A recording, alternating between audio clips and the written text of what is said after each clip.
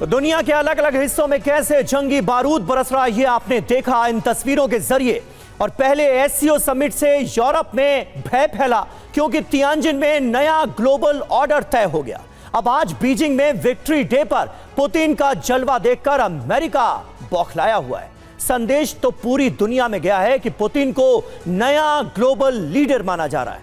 पिछले 3 साल से प्रतिबंध झेल रहे पुतिन नए नेता के रूप में उभर रहे हैं। पुतिन के एससीओ में जाने के साथ ही रूस और उसके सहयोगी देशों का युद्धाभ्यास भी शुरू होने वाला है।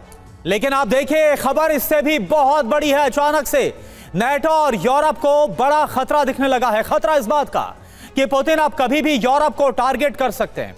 इसलिए यूरोपीय देशों ने भी युद्ध की तैयारियां बहुत तेज कर दी है। यूरोप में नेटो के ईस्टर्न फ्लैंक पर सैन्य गतिविधियां तेज हो गई है और इन सब के बीच यूरोप में मीटिंग का नया दौर शुरू हो गया है। ट्रंप एक बार फिर से पुतिन को अंजाम भुगतने की धमकी देने में लग गए। जी हां, तनाव बढ़ता हुआ नजर आ रहा है। शुरुआत कर रहे हैं बड़ी खबर से। बौखलाए ट्रंप ने रूस को फिर दी धमकी। अगले कुछ घंटे में रूस पर कार्रवाई की धमकी दी जा रही है। युद्ध खत्म करने के लिए मैं कुछ भी कर सकता हूं, ये डोनाल्ड ट्रंप ने साफ तौर पर कहा है। बौखलाए हुए नजर आ रहे हैं डोनाल्ड ट्रंप। अमेरिकी राष्ट्रपति कह रहे हैं कि अगले कुछ ही घंटे में रूस पर एक्शन हो जाएगा, कार्रवाई हो जाएगी। युद्ध खत्म करने के लिए अब मैं कुछ भी कर सकता हूं।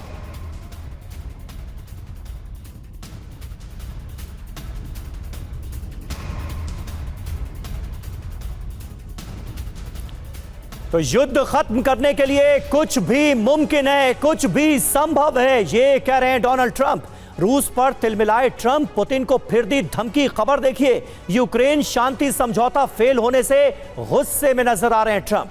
त्रिपक्षीय बैठक की डेडलाइन खत्म होने से भड़के हुए हैं। ट्रंप ने बौखलाकर पुतिन को फिर धमकी दे डाली है। 72 घंटे में रूस पर सख्त एक्शन की धमकी दी गई है। ट्रंप ने क्या कहा? जंग जल्द खत्म नहीं हुई तो रूस पर सख्त प्रतिबंध लगा देंगे। अगले कुछ दिनों में मेरा फैसला दिख जाएगा। पुतिन जेलेंस्की के बीच वार्ता नहीं होने से मैं बहुत दुखी हूं। मैं रूस के राष्ट्रपति पुतिन से बहुत ज्यादा निराश हूं। पुतिन के साथ मीटिंग अच्छी रही लेकिन कुछ हुआ नहीं। अमेरिका के बिना दुनिया की हर चीज खत्म हो जाएगी। एक बार फिर वही धमकी भरा अंदाज। यूक्रेन में हर हफ्ते 7,000 लोग मर रहे हैं। जंग में लोगों को मरने से रोकना मेरा कर्तव्य है, ये ट्रंप ने कहा है। और देखिए, एक बड़ी खबर क्या सामने आ रही है। अलास्का वार्ता और फिर उसके बाद वॉशिंगटन, आपने देखा होगा। लेकिन शांति वार्ता में डोनाल्ड ट्रंप फेल साबित हुए हैं। डोनाल्ड ट्रंप के पास समझौते पर अब कोई भी प्लान नहीं है। इंटरनेशनल अखबार द टाइम्स की रिपोर्ट। और देखिए, जिस दौरान शांति वार्ता में शामिल भी हुए थे डोनाल्ड ट्रंप, तब भी उनकी तैयारियों को लेकर कई सवाल खड़े किए गए थे।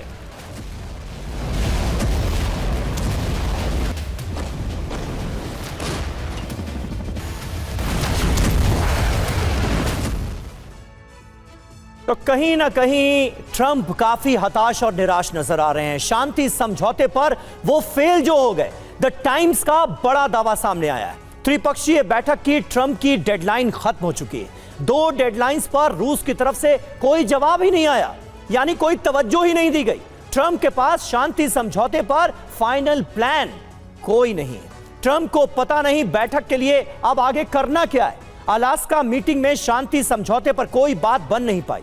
जेलेंस्की के साथ भी मीटिंग में कोई हल निकल नहीं पाया और यही ट्रंप की चिंता और हताशा का सबब है। हमारे साथ तमाम खास मेहमान इस वक्त मौजूद हैं। मेजर जनरल ब्रजेश कुमार हमारे साथ मौजूद हैं। कर्नल यूएस राठौर हमारे साथ मौजूद हैं। नेवल कैप्टन श्याम कुमार भी हमारे साथ मौजूद हैं। कर्नल राठौर, सबसे पहले मैं आपसे जानना चाहूंगा, ट्रंप की हताशा का सबब तो समझ में आता है। अलास्का के बाद वॉशिंगटन डीसी, कितनी बैठकें और होंगी, कितनी बातें और कही जाएंगी, हल तो कुछ निकलता हुआ नजर नहीं आ रहा है। और अब एक बार फिर सीधे सीधे पुतिन को धमकाते हुए डोनाल्ड ट्रंप नजर आ रहे हैं हताशा में। इसका अंजाम क्या होगा? देखिए, जब से ट्रंप सत्ता में आए हैं उन्होंने सोचा था कि रूस यूक्रेन वॉर को ये चुटकियों बजाते ही खत्म कर देंगे। और उस चक्कर में उन्होंने यूरोप से भी दुश्मनी मोल ले ली। मतलब यूरोप को अपने विरोध में खड़ा कर दिया और आपने देखा जेलेंस्की के साथ वो कैसे पेश आए हैं। जी, लेकिन यहाँ पर जो बात आती है कि ट्रंप के लिए अब ये बात बिल्कुल पुख्ता हो गई है कि बिना किसी होमवर्क के ये जाकर के किसी भी मीटिंग में या समिट में खड़े हो जाते हैं। अलास्का में सबको लग रहा था कि ये कोई बहुत बड़े होमवर्क के साथ आए हैं और इस मीटिंग का कुछ असर निकलेगा। वॉशिंगटन में जब उन्होंने 7 बड़े यूरोपियन नेताओं को बुलाया तो लग रहा था कोई इनके पास प्लान है, लेकिन बात आकर वहीं रुक गई जहां हर बार रुकती है। पीस गारंटी क्या होगी, सिक्योरिटी गारंटी क्या होगी, नेटो का क्या रोल होगा, रूस क्या चाहता है, और यहाँ पर आकर फिर खड़े हो गए और ये समझ रहे थे कि ये पुतिन को थोड़े कंसेशन दे देंगे और सुरक्षा पुतिन गारंटी मान का आपने जाएंगे। जिक्र किया। सुरक्षा गारंटी को लेकर ट्रंप ने बाकायदा प्रेस कॉन्फ्रेंस में पब्लिकली दावा कर दिया था कि यूक्रेन की नाटो जैसी सुरक्षा गारंटी के लिए रजामंदी भर दी है व्लादिमीर पुतिन ने, वो भी झूठ निकला। एब्सोल्युटली बात यही है कि इनका होमवर्क बड़ा खराब है और उससे बुरी चीज हालत है कि ट्रंप ने जो अपने सलाहकार चुने हैं वो ट्रंप से भी गए गुजरे हैं, जिनकी वजह से कोई वहां पर पुख्ता काम करता नहीं है और इसीलिए अमेरिका को हर रोज हर फ्रंट पर जलालत झेलनी पड़ती है। बिल्कुल सर, और जिन सलाहकारों का आपने जिक्र किया, जो आपने बोला कि इनके जो सलाहकार है वो और ज्यादा खैर गुजरे हैं, ऐसे में पीटर नवारो का तो नाम मुझे लगता है कि सबसे टॉप पर है। तो देखिए जो मौजूदा हालात बनते हुए नजर आ रहे हैं और जिस तरह से ट्रंप पूरी तरह से फेल साबित हो रहे हैं। एक बड़ी खबर आपको बताएं, क्रीमिया में क्या हुआ। क्रीमिया में एफएसबी फैसिलिटी पर अटैक हुआ है। यूक्रेन ने नेपच्यून मिसाइल से हमला किया है। रूस में कई किलोमीटर अंदर तक हमले की चेतावनी दी गई है। ज़ेलेंस्की ने किया है कि और ज्यादा बड़ा हमला किया जाएगा, यानी कि अब ऐसा लग रहा है कि यूक्रेन इस बात पर राजी होगा। वो बात तो बहुत दूर है कि डोनबास वो देंगे, बल्कि उस प्रण पर फिर से ज़ेलेंस्की काम करते नजर आ रहे हैं कि वो क्रीमिया जो 2014 में उनसे छीन गया था उसे वापस लेकर रहेंगे हम। और अहम खबर है, रूस के रोस्तोव पर भी यूक्रेन ने ड्रोन अटैक किया है। बहुमंजिला इमारत को यहां पर टारगेट किया गया और ड्रोन एक बहुमंजिला इमारत से जा टकराया। 320 लोगों को यहां रेस्क्यू किया गया है, उनकी जान बचाई गई है। यह बड़ा हमला था। 13 यूक्रेनी ड्रोन इंटरसेप्ट करने का दावा रूस की तरफ से किया गया है। ये तस्वीरें आपको दिखा रहे हैं किस तरह से यूक्रेन की तरफ से बड़े ड्रोन हमलों को अंजाम देने की कोशिश की जा रही है। कई ड्रोन्स को इंटरसेप्ट करके हवा में ही मार गिराया गया है, लेकिन कई ड्रोन्स हमला कर पाने में कामयाब रहे। और देखिए आप एक और बड़ी खबर, रूस में घातक मिसाइल सिस्टम को तैनात किया गया है। सैन स्ट्रेला 10 की तैनाती की गई है। क्रास्नो आर्मस की दिशा में तैनाती की गई है। यूक्रेन के हवाई हमले को नाकाम करने के लिए यह तैनाती की गई है। तो यह साफ समझ में आ रहा है कि और ज्यादा विनाशक हथियार जो यूक्रेन को मदद देने का फैसला अमेरिका की तरफ से दिया गया वाया बाकी नेटो कंट्रीज, अब ऐसे में और घातक हमले हो सकते हैं। इसलिए और भी बेहतर डिफेंस सिस्टम की तैनाती अब रूस की तरफ से की जा रही है।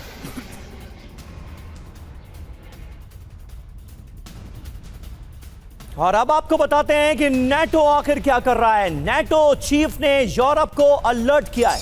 बड़े पैमाने पर रूसी सेना का जमावड़ा, यूक्रेन समेत कई देशों पर हमले की जा रही है तैयारी। यूरोप पर बढ़ रहा है हमले का खतरा। नेटो के पास ये खुफिया जानकारी है, इसका दावा खुद नेटो प्रमुख की तरफ से किया गया है। तो नेटो प्रमुख ने यूरोप के देशों से अपील की है। मार्क रूटे ने क्या कहा, नेटो चीफ क्या बोल रहे हैं? रूस के कारण सुरक्षा मजबूत करने की अब जरूरत है। रूसी मिसाइल से सिर्फ 5 मिनट की दूरी पर यूरोप है, यानी हालात टस से मस होते नजर नहीं आ रहे। हालात और ज्यादा पेचीदा और ज्यादा विध्वंसक खौफनाक हो रहे हैं।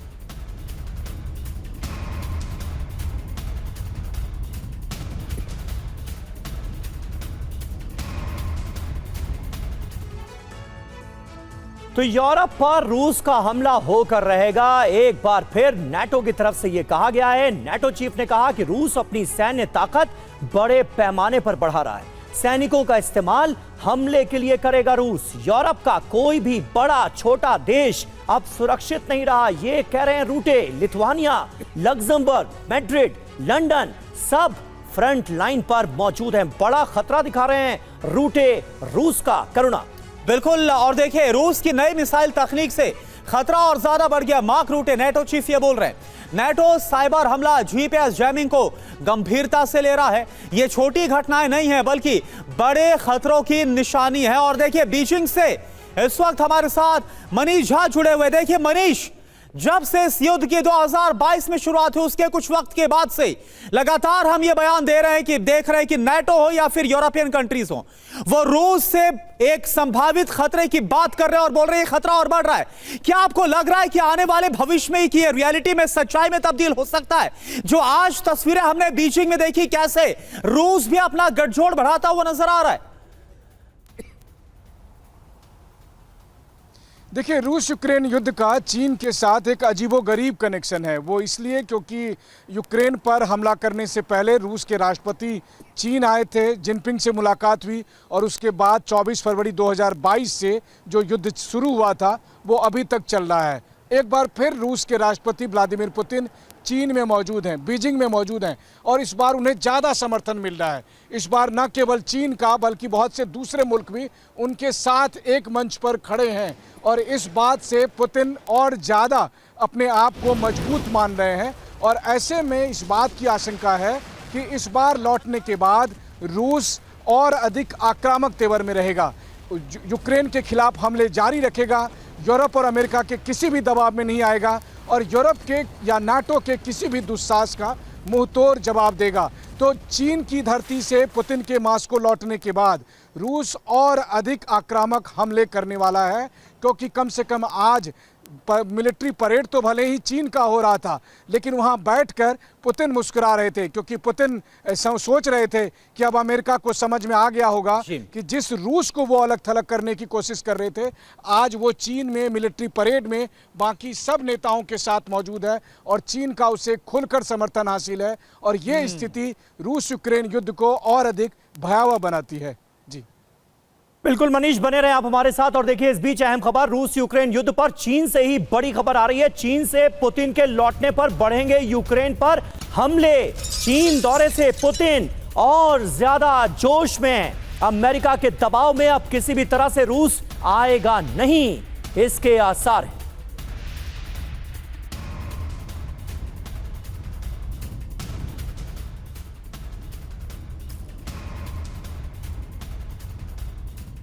इस दौरे से लौटने के बाद माना यह जा रहा है कि यूक्रेन के लिए बहुत मुश्किल वक्त आने वाला है। पुतिन जब लौटेंगे तो हमले और तेज होंगे। यूक्रेन पर अगले 24 घंटे भारी पड़ने वाले हैं। रूस ने की है विनाशक तैयारी।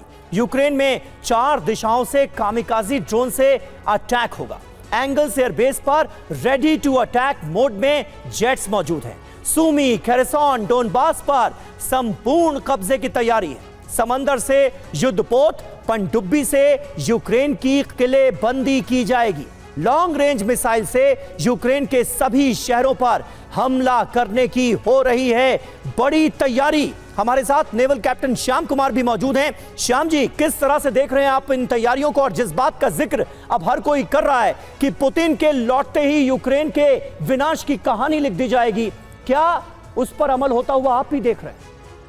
पुतिन कह रहे हैं कि आपकी बात मैं मानता हूं, अलास्का में जो हुआ और उसके बाद जो यूरोपियन यूनियन और जेलेंस्की अमेरिका गए उस पर नाराज हैं, लेकिन इस नाराजगी के आगे की बात की जाए तो पुतिन कह रहे हैं कि आप आगे बढ़ो, सिक्योरिटी गारंटी लगाओ, और ये जो कोलिशन ऑफ विलिंग कंट्रीज जो बात कर रहे हैं यूरोपियन यूनियन के कंट्री एक साथ मिलकर अमेरिका के साथ, उसके साथ आओ और मैं तैयार हूं परमानेंट सॉल्यूशन के लिए, लेकिन मुझे भी उस टीम में शामिल करो जहां पर की गारंटी की बात आती है। मैं भी उस टीम का सदस्य होना चाहता हूं, ये नहीं कि फ्रंट लाइन यूरोप रहे और आपको जो मन करना हो करो और आपकी आहट लगातार गूंजती रहे। तो ये उसी का प्रिक्लूड है। उसी के पहले ये भीषण पोस्चरिंग, मसल फ्लेक्सिंग और ये मनोबल तोड़ने की तैयारी। तो पुतिन बहुत शातिर खिलाड़ी हैं, उनको पता है कब किधर क्या करना है। उन्होंने अपना मनोबल बढ़ा लिया है, अपना वर्चस्व कायम किया चाइना जाके एससीओ मीट में, और उन्होंने अपनी ह्यूमैनिटेरियन जो ग्राउंड से कि मैं तो हमेशा से चाहता हूं कि युद्ध ना हो, क्यों हुआ था युद्ध ये भी उन्होंने कहा अपने स्टेटमेंट में। वहां पे कूप होने वाली थी, वहां पे नाटो जबरदस्ती प्रवोक कर रहा था ये इसको लगातार क्रीमिया के पहले से, और बहुत रेस्ट्रेंट से 20 साल की नौकरी की है पुतिन ने रशिया की, चुपचाप देखते रहे वो। तो ये 91 से चल रहा है कहानी, उन्होंने एटॉमिक सारे उनके वेपन्स को खत्म किया और तब से बिल्कुल। और श्याम कुमार सर आपने बड़ी सही बात की, और ऐसा लग रहा मेन जो कंटेंशन पॉइंट रहा, ऐसा लग रहा है कि बात बनते बनते बिगड़ गई सिर्फ सिक्योरिटी गारंटी, सुरक्षा गारंटी को लेकर। तो आप देखिए देर रात यूक्रेन पर हुआ है भीषण हमला भी, यूक्रेन पर 150 से ज्यादा ड्रोन से अटैक किया गया, यूक्रेन के कई इलाकों में रॉकेट अटैक हुआ। ये देखिए आप, ज़ेलेंस्की ने कहा अब तो रूस ने सारी हदें पार कर दी है। जाहिर सी बात है कि ये सब कुछ देखकर डोनाल्ड ट्रंप भी हैरान होंगे कि उन्होंने 15 अगस्त की अलास्का वार्ता की, इतनी मेहनत की, वॉशिंगटन में ज़ेलेंस्की को बुलाया, यूरोपीय नेता वहां पर पहुंचे, लेकिन उसका हश्र हो क्या रहा है। तो आप देखिए ऐसा लग रहा है कि और ज्यादा विध्वंसक और डेडली फेज में जो यूक्रेन वॉर है वो एंटर कर चुकी है। यूक्रेन में तबाही की रात क्यों साबित हुई? क्योंकि 12 घंटे में 150 से ज्यादा एक साथ ड्रोन अटैक हुए, 50 से ज्यादा रॉकेट से कई शहरों को दहला दिया है रूस ने। राजधानी कीव पर 12 से ज्यादा मिसाइल अटैक किए गए, सूमी खरसों में मेलारेस आर्टिलरी अटैक किया गया, डोनबास के कई इलाकों में गन फाइट आमने सामने की हो रही है। 24 घंटे में 1200 से ज्यादा यूक्रेनी सैनिकों की मौत हुई है। क्या लग रहा है आपको ब्रजेश कुमार सर कि अब तो ऐसा लग रहा है कि जो कर सकते थे डोनाल्ड ट्रंप वो कर लिया, और अब फिर से बोल रहे हैं मैं जो हो रहा है युद्ध के मैदान में, वॉर जोन में, उससे बहुत निराश हुआ पुतिन से। अब आपको लग रहा है कि सब कुछ डोनाल्ड ट्रंप के हाथ से फिसल गया है और यह युद्ध और ज्यादा डेडली फेज में एंटर कर चुका है। करुणा, ऐसा नहीं है। ये जो वॉर तो चल रहा है यूक्रेन और रशिया के बीच में, मगर बेसिकली ये कंटेस्ट है between western powers and Russia के बीच में, और इस वजह से ये मामला थोड़ा सा पेचीदा है। और जो लीडर्स कर भी रहे हैं वो भी उसमें उनके मैडनेस में एक मेथड है, ऐसी बात नहीं है कि वो सब यूं ही हरकतें कर रहे हैं। मेरा ये मानना है दो चीज़ों पे जो संधि जो है वो नहीं हो पा रही है, उसके प्रेल्यूड ये देता हूँ जी। जितने भी सीज फायर हुए हैं दुनिया में आज तक, उसके बाद में दोनों देशों के बीच में बाउंड्री बदली नहीं गई है। हमारे पाकिस्तान के बीच में हो, नॉर्थ कोरिया साउथ कोरिया के बीच में हो, या गोलान हाइट्स पे हो, तो वेस्टर्न वर्ल्ड ये नहीं चाहता कि सीज फायर हो, मगर चाहता है शांति हो। और शांति की दो शर्तें हैं, वो नहीं हो पा रही है। पहला है सिक्योरिटी गारंटी की यूक्रेन की, जो पेचीदा है, और दूसरा है टेरिटरी स्वैप की, जो 4 ईस्टर्न प्रोविंसेस में करीब करीब रशिया का कब्जा है। वो चाहते हैं कि नॉर्दर्न 2 जो हैं वो रशिया के पास जाए, और सदर्न 2 है ज़ापोरिजिया और ये इनके पास में आए। तो ये पेचीदा है। क्यों पेचीदा है? क्योंकि रशिया का वार्म वाटर जो नेवल फ्लीट है वो ब्लैक सी से ही काम कर सकता है। तो उसको अगर आप दबा के रखेंगे, जो वेस्ट चलना चाह रही है, तो उनको दिक्कत है। तो जो अभी रास्ता है आगे क्या निकलेगा ये भी सोचना पड़ेगा। तो ट्रंप साहब ने लगाया था सेकेंडरी सैंक्शन, जिसमें हिंदुस्तान आ गया। नौ इसमें आप देखेंगे आज के दिन ही या कल की बात है, रशिया और चीन के बीच में गैस पाइपलाइन पर समझौता हुआ है। इसका मतलब यह है कि पुतिन ने एक और रास्ता निकाला है अपने वॉर को या अपनी इकोनॉमी को कायम करने के लिए। तो ये एक इंपॉर्टेंट चीज है। ठीक है। और अब अमेरिका क्या कर सकता है? डायरेक्ट इंटरवेंशन और रशिया के ऊपर इकोनॉमिक सैंक्शन और तगड़ी कर सकता है। फिलहाल अगर आप देखेंगे ट्रिलियंस ऑफ डॉलर्स जो रशियन एसेट्स हैं जी। वो फ्रोजन पड़े हैं और रशिया इस्तेमाल नहीं कर सकता। ठीक बात है, ठीक बात है। वो हर्ट करेगा तो शायद वो बात करने आएंगे। इन सब के बीच एक और बड़ी खबर, बीजिंग में पुतिन की नई प्लानिंग सामने आई है। पूरे यूक्रेन में ब्लैकआउट करवाने का प्लान है। गैस और बिजली की सप्लाई बंद करवाएंगे। स्लोवाकिया के प्रधानमंत्री से सप्लाई बंद करने के लिए कहा। तो अब ऐसा लग रहा है कि ये जो आगे बढ़कर एक दूसरे प्लान पर काम करते हुए नजर आ रहे हैं व्लादिमीर पुतिन, जहां पर यूक्रेन राजी अगर नहीं हो रहा है तो फिर पूरी तरह से ब्लैकआउट करके एक दबाव बनाने की कोशिश व्लादिमीर पुतिन की नजर आ रही है।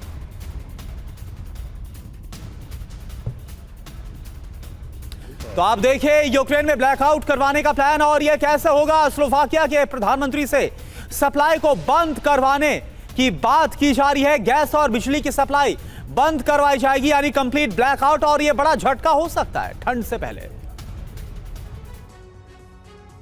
तो देखिए मॉस्को का बड़ा operation total blackout Ukraine. Putin reverse gas supply बंद करवाने की तैयारी कर रहे हैं। पुतिन ने स्लोवाकिया से गैस बंद करने का आह्वान कर दिया है। यूरोप से वापस यूक्रेन भेजी जाने वाली गैस पर नजर है। यूक्रेन पर दबाव के लिए बिजली सप्लाई रोकने की योजना पर काम किया जा रहा है। यूक्रेन को पड़ोसी यूरोपीय देशों से बिजली की सप्लाई।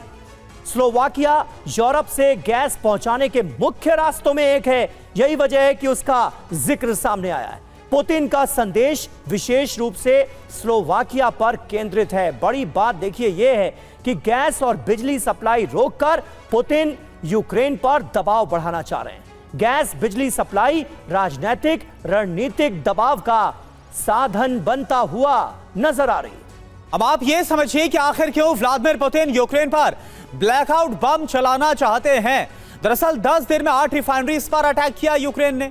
रूस की अगर बात करें तो यहां पर 23 अगस्त को रोस्टोव की रिफाइनरी पर अटैक किया गया यूक्रेन की तरफ से। इसके अलावा 27 अगस्त को स्वात रोपोल पर अटैक किया गया। 27 अगस्त को वोरोनिश पर भी अटैक किया गया और 27 को समारा रिफाइनरी पर भी अटैक किया गया। एक साथ 3 बड़े हमले। 28 अगस्त की बात करें ब्रियांस्क में अटैक किया गया। तो 29 अगस्त को सेजरान में अटैक किया गया। लगातार ऊर्जा ठिकानों को नुकसान पहुंचाया गया।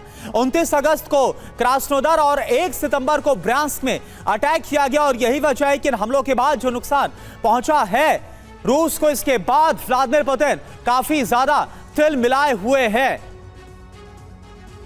और मनीष झा इस वक्त हमारे साथ जुड़े हुए हैं। मनीष, ये पूरी प्लानिंग क्या नजर आ रही है, क्या डिटेल नजर आ रही है? क्योंकि ऐसा लग रहा है कि जो शर्तें रखी गई हैं यूक्रेन के सामने, ज़ेलेंस्की के सामने, वो तो मानने के लिए तैयार नहीं है। तो क्या ये दबाव काम आएगा, ऐसा लग रहा है व्लादिमीर पुतिन को?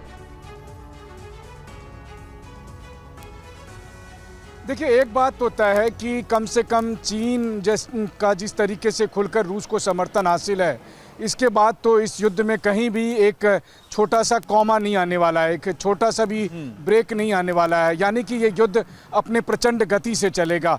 और वैसी स्थिति में रूस की तरफ से कोशिश यही है कि यूक्रेन में जो भी जरूरी के मिलिट्री या स्ट्रेटेजिक इंपॉर्टेंस का कोई भी रिसोर्स है उन सब को खत्म कर दिया जाए, यूक्रेन को घुटने पे टेका जाए। दरअसल उन्हें भी पता है कि लड़ाई यूक्रेन से नहीं है, लड़ाई अमेरिका से है, नाटो मुल्कों से है। और नाटो मुल्क और अमेरिका को पुतिन एक बड़ा संदेश दे रहे हैं। संदेश ये कि देख लो मैं अकेला नहीं हूँ। अकेला 3 साल से भारी था, और अब ऐसे में जब चीन और बाकी मुल्कों का भी रूस को समर्थन हासिल है तो वैसी स्थिति में अमेरिका और नाटो पर कितना बड़ा दबाव होगा। लेकिन डर की बात यह है कि पुतिन के इस संदेश से अगर यूरोपीय देश डरेंगे तो ऐसी स्थिति में वो फिर एकजुट होंगे, और ऐसी स्थिति में फिर रूस बनाम नाटो की जो जंग जो पहले थोड़ी दूर दिखती थी, आज के संदर्भ में देखें तो अब लग रहा है कि वो कभी भी शुरू हो सकता, वो ज़्यादा जल्दी शुरू होगा। क्योंकि यूरोप के देशों को भी मौका मिल गया ये कहने के लिए कि रूस कितना ताकतवर हो रहा है और यूरोप के लिए कितना बड़ा खतरा हो सकता है। जी बिल्कुल बिल्कुल। और देखिए इस बीच एक अहम खबर, रूस यूक्रेन जंग पर फिनलैंड के राष्ट्रपति का बयान आया है। जंग जल्द खत्म होने की उम्मीद नहीं है, ये कहा है स्टब ने। सुरक्षा गारंटी पर प्रगति हो रही है, ये स्टब ने साफ तौर पर कहा है। जो फिनलैंड का रुख है वो हम आपको बता रहे हैं। जंग जल्द खत्म होने की उम्मीद तो फिनलैंड को भी नहीं है।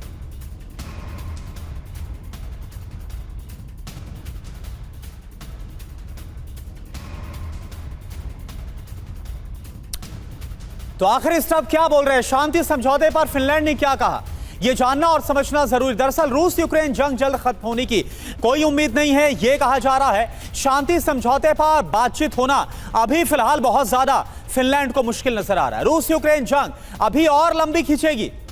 यूक्रेन की रक्षा के लिए सुरक्षा गारंटी बहुत जरूरी है, और यह एक बड़ा पेचीदा मसला है, उलझा हुआ मामला है। सुरक्षा गारंटी पर सभी देशों से बात इस वक्त चल रही है। हमें यूक्रेन के अंदर सभी मुद्दों का ध्यान रखना होगा। और अहम खबर, जंग में हाईटेक तकनीक का इस्तेमाल यूक्रेन कर रहा है। एआई ड्रोन से हमला कर रहा है यूक्रेन। रूस पर 100 से ज्यादा बार एआई ड्रोन से अटैक की जानकारी सामने आ रही है वॉल स्ट्रीट जर्नल के हवाले से।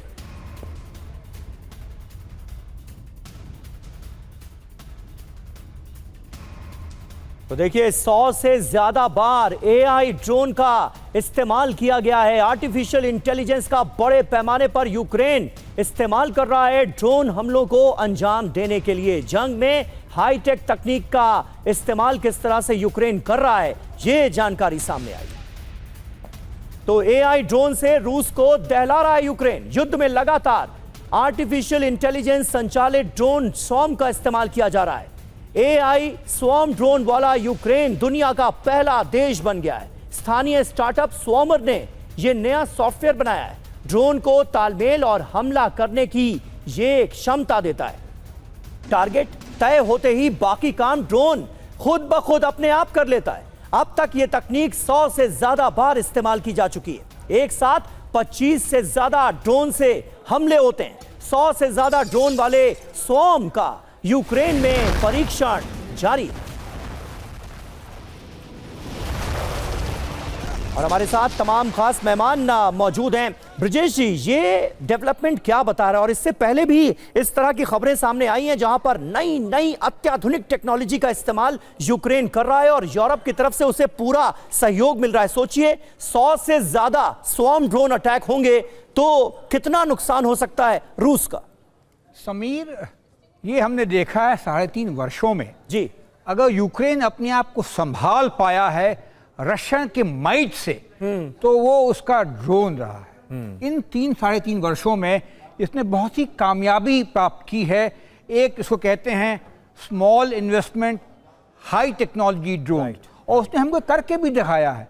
दर्शकों को याद होगा उसने टारगेट जो है करीब 4000 किलोमीटर अंदर रशिया के ईस्ट में, 1500 किलोमीटर नॉर्थ में, साउथ में, कोई जगह ऐसी नहीं छोड़ी थी जहां वो सक्षम नहीं रहा है। तो इसको तो हमने काफी क्या कहते हैं एक अच्छी बात है, और इस वॉरफेयर को हम सब लोगों ने देखा है। और दर्शकों को याद होगा हमने भी जब सिंदूर में ड्रोन की टेक्नोलॉजी अपनाई थी, इसके संदेश से, इसको देख करके जो बहुत ही कामयाबी है। बिल्कुल। तो अगर ये कहना सही होगा कि यूक्रेन अपने आप को बचा पाया है, तो वो है अपने ऑफेंसिव ड्रोन्स के जरिए। आजकल भी जो लड़ाई चल रही है, अगर आप देखेंगे, रशिया का टारगेटेड अटैक है।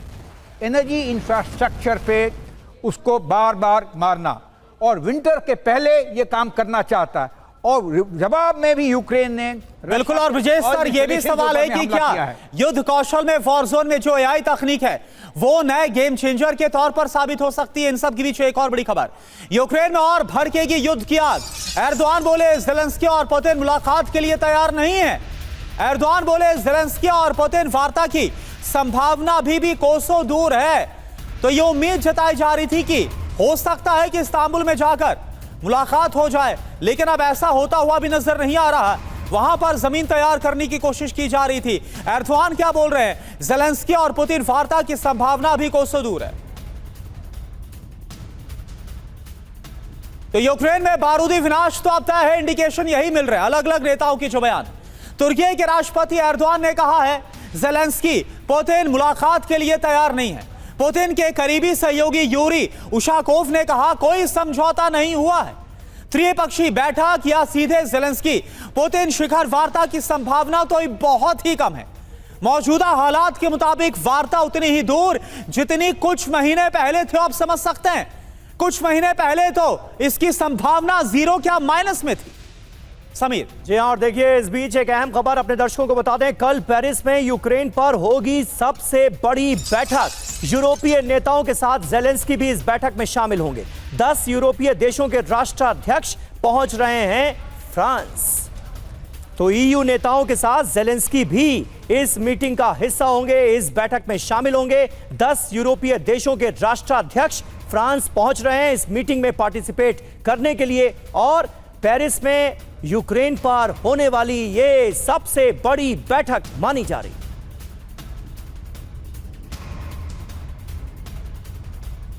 तो यूरोप में पुतिन का खौफ, पेरिस में बहुत बड़ी बैठक, क्या तय होने वाला है, इस पर पूरी दुनिया की नजर, खासतौर पर व्लादिमीर पुतिन की। खबर क्या, कल पेरिस में यूरोपीय देशों की बैठक होगी। इस बैठक में ज़ेलेंस्की भी शामिल होंगे। रूस से मुकाबले की बन सकती है रणनीति।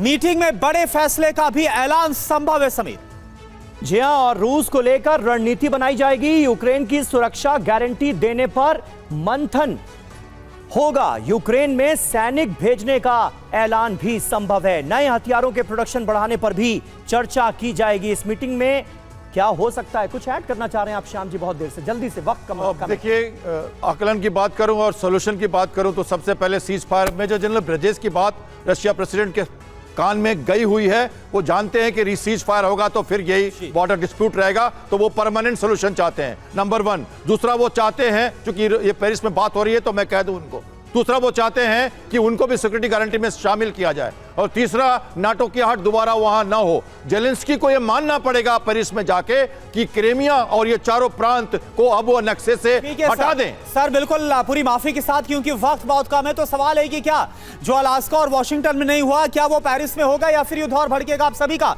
बहुत बहुत शुक्रिया हमारे साथ शामिल होने के लिए इस चर्चा में।